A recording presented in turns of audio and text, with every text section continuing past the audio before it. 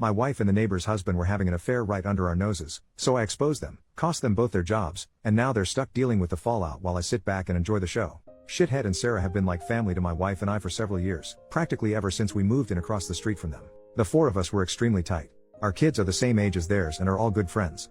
We were one big family unit. We did dinner together a few times a week. We even went on vacations together. I truly saw Shithead as a brother, and my wife and Sarah were very close too.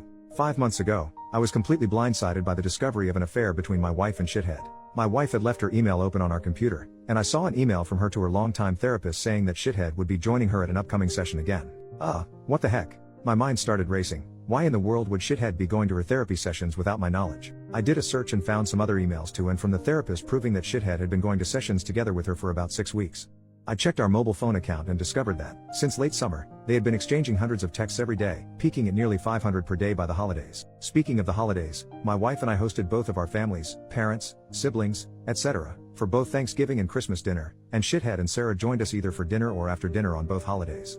Text records showed that the entire time that they were at our house celebrating with our families, my wife and Shithead were texting each other across the room. They were doing that pretty much every time the four of us hung out, for months. And, all day every day just in general. But what bothers me the most is that they were doing it with Sarah and I right there. I confronted my wife with the evidence and she admitted that yes, she and Shithead had fallen in love. It just happened. I don't know how. But I love him and I just don't feel anything for you anymore, I'm sorry. They had gone on a school district trip together, something had happened in her hotel room, and things had moved quickly from there. She explained, as I lay face down on the couch, unable to look at her, that they had already made plans to move out and divorce me and Sarah, and while they didn't plan to move in together immediately because of the kids, they'd probably do so eventually. The meetings with the therapist were supposedly mostly for the purpose of finding a way to break this to me and Sarah as gently as possible, because they were so very concerned for our well-being. Sarah and I are fairly certain that they weren't planning on telling us about the affair at all, and were simply going to discover their feelings for one another several months down the line, after they'd come up with some other reason to divorce the two of us. My wife moved out 2 months ago. I was, and still am, utterly destroyed. I cry every day. I cried writing the first few paragraphs of this story just now. I worry nonstop about the impact on our kids. But I am also not exactly a shrinking violet when I feel that I've been wronged. And in this case I was, objectively, very very wronged. So, a couple of years ago, Shithead ran for a Board of Education seat as a pretty extreme underdog. I helped him with his campaign materials and debate prep, and my wife, a well-known school district employee, this becomes important later, got the word out as best she could. Much to our surprise, he actually won in a squeaker, by just a few dozen votes. Being on the board became the center of Shithead's world. He joined every committee that he could.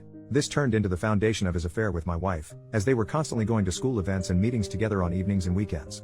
Once I discovered the affair, my thoughts turned pretty quickly to revenge, and it occurred to me that an extramarital affair between a member of the Board of Education and an employee of the school district was at least bad politics and possibly violated district policy.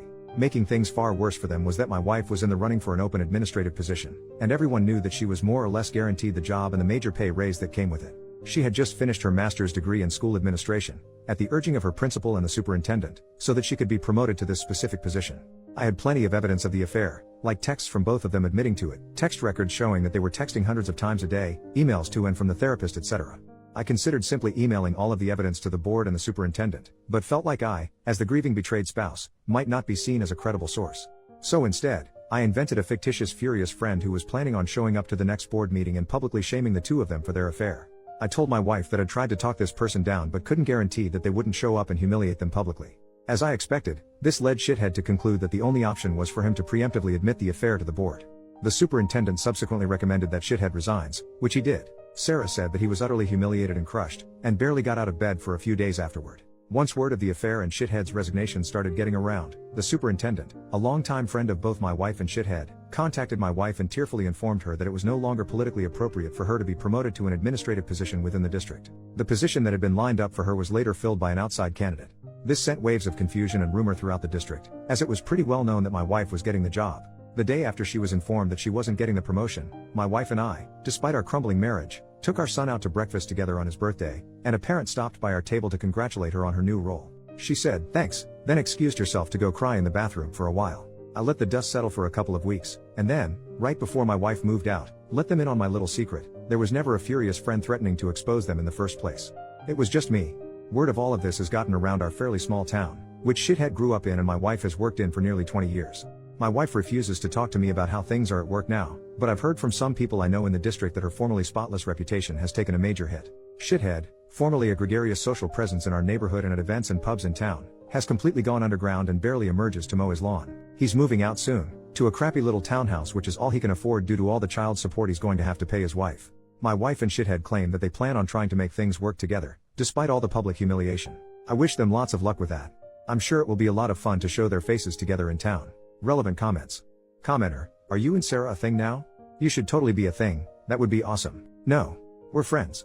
We've been incredibly important to each other since this all started and have certainly gotten a lot closer, but not in the way everyone's thinking. This would all be so much harder to deal with if I didn't have her to lean on, and she says she feels the same way about me. We're going through basically the exact same situation with the same players, after all. Shithead hasn't moved out yet. Once he does, we plan to go back to getting the kids together more often like they used to. It'll never be the same, of course. She already does come over with the kids from time to time, but it's just tough with Shithead's constant presence across the street. Commenter, didn't your revenge hurt both sets of kids? Not really. Shithead has a day job. The Board of Education was his hobby and his passion, but this didn't affect his income at all. And my wife has been assured that if she wants to pursue an administrative position with another district, she'll have glowing letters of recommendation from her superintendent and principal. It'll mean giving up a lot of work relationships in the process, but given the hit her reputation has taken, I'm guessing she makes that jump sooner rather than later. In the meantime, not moving to an administrative job means that she still has summers off with the kids. Commenter, why didn't you notice all of the texting your wife was doing? Well, I did. It was really starting to piss me off. It was excessive. She has a big social circle and does tend to text a lot anyway, but it was really getting over the top, to the point where she was completely ignoring me and the kids.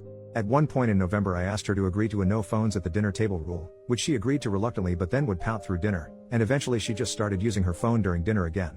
All that said, I was blind. Not only was the texting getting weird, but her relationship with Shithead was starting to make me uncomfortable.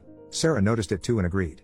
We confronted them a couple of times about it directly and they both swore up and down that it was just school stuff that they were talking about. There was nothing else going on. And for whatever reason, we believe them, probably because the mind tends to refuse to see things that it doesn't want to see. Update 3 years later, I've been getting a surprising number of requests to post an update to this story. Where to start? It's been a bizarre few years, especially with COVID thrown in the mix, which I somehow still have never caught, despite my kids getting it twice each. Thankfully just mild cases. Well, at the time that I posted the original story, I was obviously a wreck. Things actually got significantly darker for a while after that. My ex decided to start bringing Shithead around our kids just a few months after she moved out, which was really hard for me to deal with. I'd never really dealt with serious depression before, but things got bad enough that my doctor more or less forced me to start on an antidepressant because I admitted to him that I was thinking about taking my life pretty frequently. I think this is where I should mention, trigger warning for the rest of this paragraph, I had a very specific plan and everything I needed to do it. The one thing that gave me any kind of relief was telling myself that if life got any more unbearable, I had a way out. So yeah, stuff got bad, but I'm still here, and thankfully I don't think about that option anymore.